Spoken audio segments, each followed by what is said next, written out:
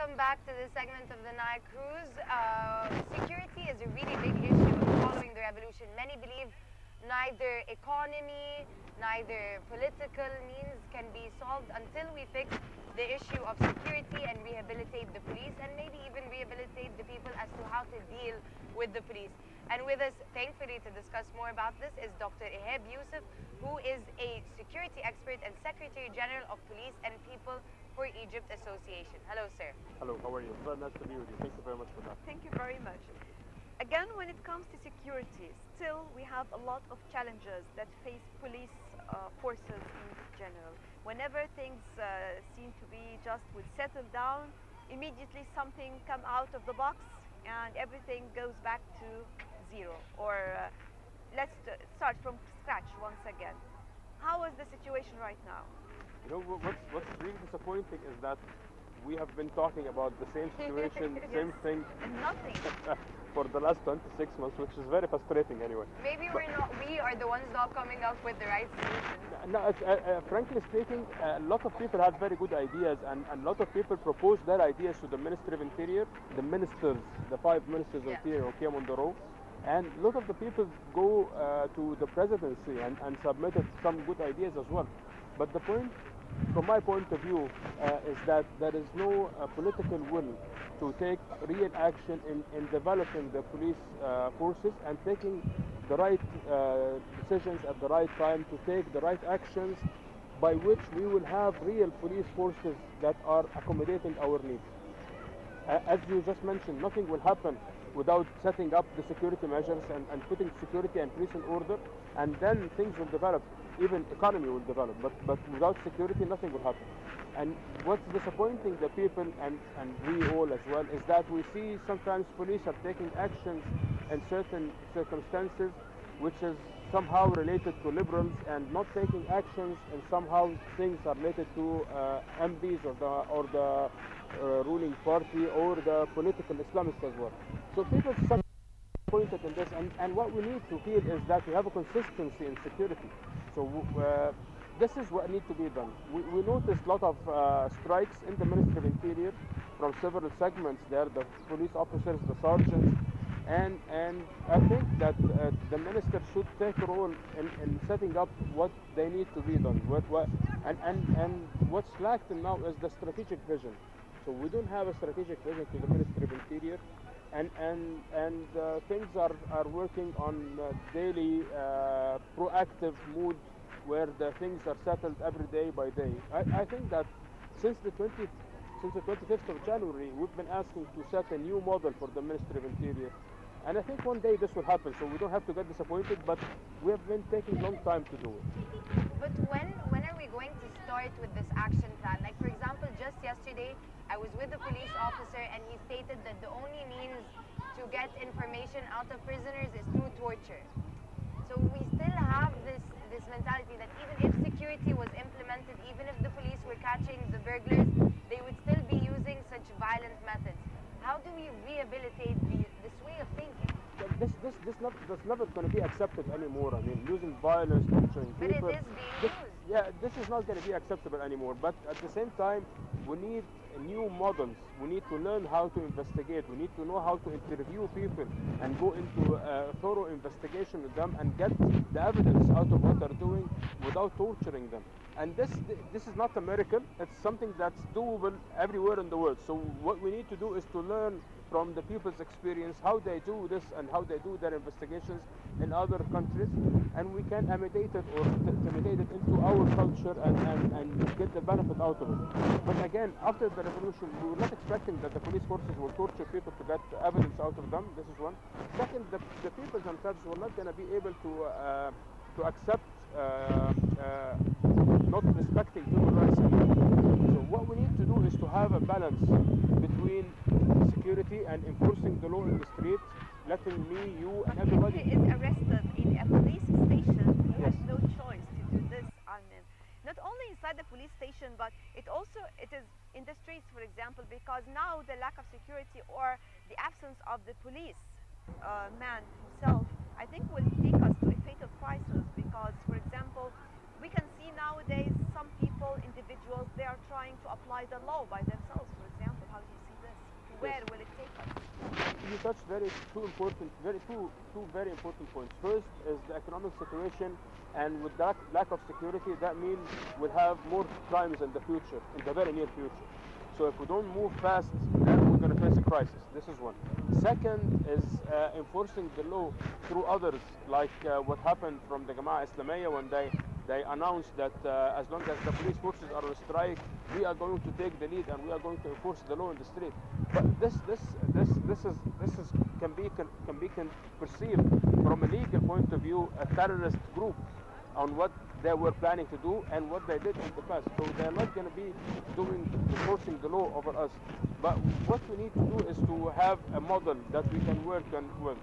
This model Can there be a model within the like policemen themselves, ones who are revolutionary in the sense that they think of new methods and they can be sort of advocates because they're in the scene, they're in the kitchen, so to speak. This is very good, but we can't expect that individuals will set the strategy for the ministry. So it's either we give them responsibility, and in that case we get rid of the seniors who might not be very convinced of the new strategy, or get the seniors to get a new model or share the ideas with these middle rank police officers and sergeants and get something doable with the experience from the seniors and the new ideas from the people on the ground, and they can work together to get a new model where it can be acceptable from the people, and the people would feel that they need to support this model, and then they will start working with the Ministry of Interior. But frankly speaking, though the Ministry of Interior is having a lot of sacrifices, maybe 180 have died and over 6,000, 7,000 have been injured in operations, but the people are not happy and the people are not feeling secure. So the method that the Ministry of Interior, and here we should talk about the leadership in the Ministry of Interior, the method that they're applying is not satisfying the people, and the people are not happy with this. What we would advise is to see what the people need, see what your people need inside the Ministry of Interior, because we have new blood inside, we have new ideas, we have people that want to do something, and it's not fair to feel that police is used as a political force to enforce things on oppositions. People are not happy because, for example, when we have crashes or incidents that took place recently, for example, policemen are there, but they are not defending either of them because they said they don't want to interfere between people. They are Egyptians together. But if you are a policeman and you can see a man beating someone or hitting someone very severely, for example, how far can it help him, or you cannot interfere in between, regardless to which sector he belongs to? The police is there in the street to enforce the law over Egyptians and others. So we can't say these are Egyptians, so let them solve the problem on their own. This is not acceptable.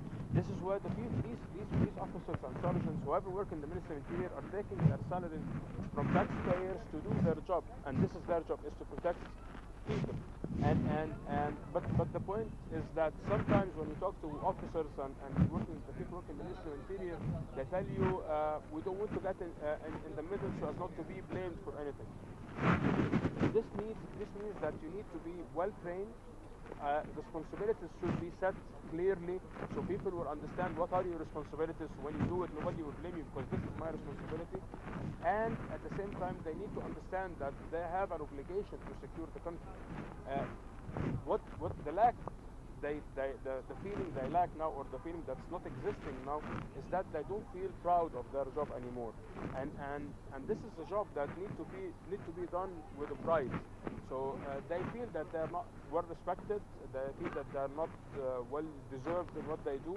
So they are sometimes attending, as you just mentioning, negatively attending in the street. So they are there attending. As an audience. Yeah, they're doing their present, but they're not doing efficiently their work.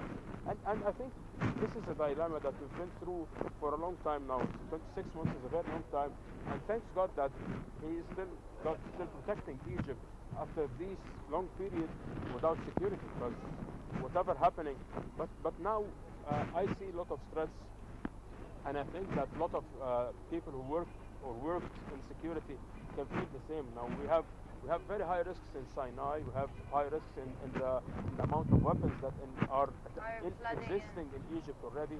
We have very high risk in facing economic problems and what this will lead into crimes, especially when we see that non-employment now have reached, some people are saying, over 25%.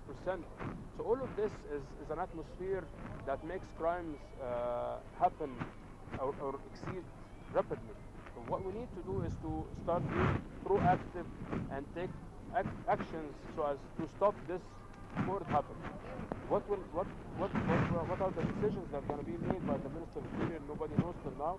Even nobody knows whether the Minister of Interior is going to be changed in the coming cabinet changing that's going to happen or not.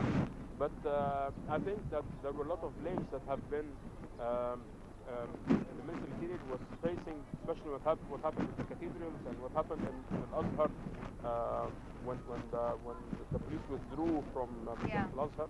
So we never know what's going to happen, whether he's going to stay or not. But we need a person, whoever he is, to take proactive decisions, put security measures in place, and start taking the action because the people need security.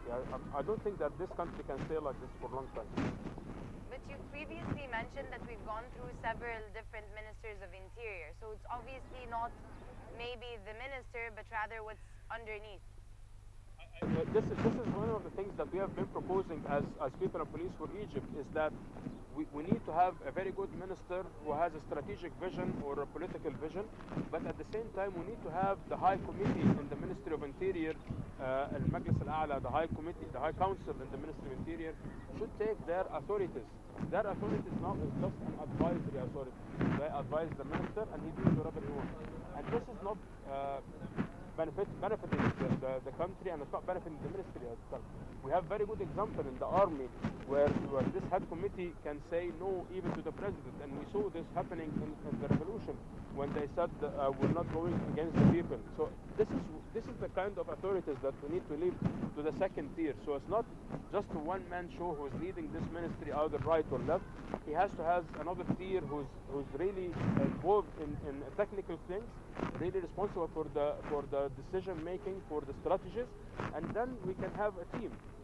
We have the minister as a representative, as a political figure, setting up his views, but the technical part should be left with these guys. And in that case, the minister will change, the president will bring any minister, he will obey his orders, but at the same time, the minister would have its just own to principles. have institutions. Exactly. And I think we talked a lot about the problems. We keep on talking about problems. I hope that we can reach solutions to our problems, all of the problems. Dr. Ihab Yousif, security expert and Secretary General of Police and People for Egypt Association. Thank you very much for joining us. It's a great honor to be with you. Thank you very much. Thank you very much. And now moving on to a break, and we will be back to resume the Nile cruise.